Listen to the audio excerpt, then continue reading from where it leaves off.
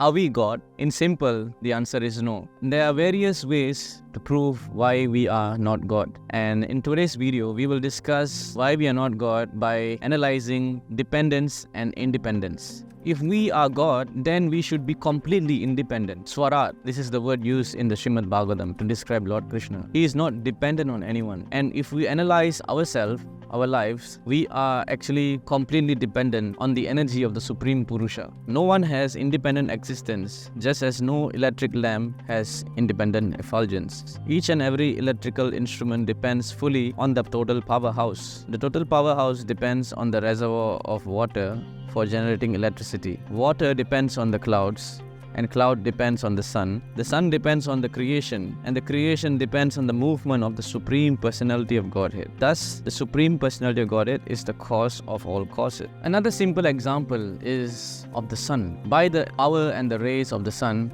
we have vision to see, the power of sight. The eyes are dependent on the sun to see. But if someone is blind and he cannot see, then the sun is useless. So similarly, the sun is also dependent on our eyes to see. Without having eyes, the sun is useless. And without sunlight, the eyes are useless. So we can see a relationship of interdependency. Both are depending on each other. And then the question arises, who made both these entities interdependent? The one who has done that is the complete independent Supreme Soul, the Paramatma, Krishna. Hence, this is the relationship that we have with the Supreme Source, the Paramatma, Krishna. He is the Ashraya. He is the object who provides us shelter. And we are Ashrita. We are the subjects who depend on his shelter. As confirmed in the Upanishads, Nityo Nityanam Chetanas Chetananam Eko Bhaunam Yo Vididati Kaman. He is the Supreme Eternal, and we are also eternal, but we are dependent on him for our sustenance. Now let's say that you still think that there is no difference between the individual soul and the Supreme Soul. We should analyze this one more point, that in every scripture, in order to attain liberation, the individual soul has to meditate or pray or worship the Supreme Soul. This itself shows that we are dependent on his mercy. To get out of this illusory concept of factual life,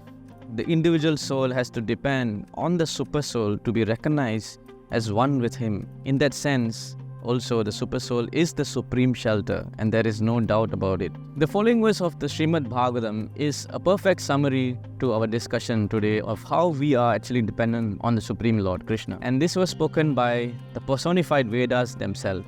Aparimita durvastanubrittu yadi sarvagatas tarina sasyati niyamo durvanetarata ajani chayanmayam tad avimuchanyatir bhavet Samam anujhanatam yad atmatam matadustataya.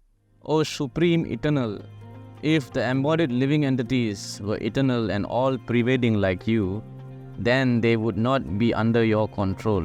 But if the living entities are accepted as your minute energies of your lordship, then they are at once subject to your supreme control. Therefore, real liberation entails surrender by the living entities to your control, and that surrender will make them happy. This is indeed true. If we were the supreme controller, we should be the controller of everything. And yet, when nature's call knocks on our door, we are unable to control even our bowel movement. We have to rush to the toilet, leaving everything aside. So how can we be so proud and claim to be God? Therefore, this is the platform of complete independence. When one is completely dependent on the Supreme Lord, then he is fully independent. And when one falsely claims to be independent of the Supreme Lord, he is entrapped by this cycle of birth and death in this material world. Srila Yamunacharya, in his beautiful composition, has sung Bhavantamevanu charan nirantara prashanta nishesha manoratantara Kadaham aikantika nitya kinkara prahasya sisyami sanata jivitaha. O Lord, by serving you constantly, one is freed from all material desires and is completely pacified. When I shall engage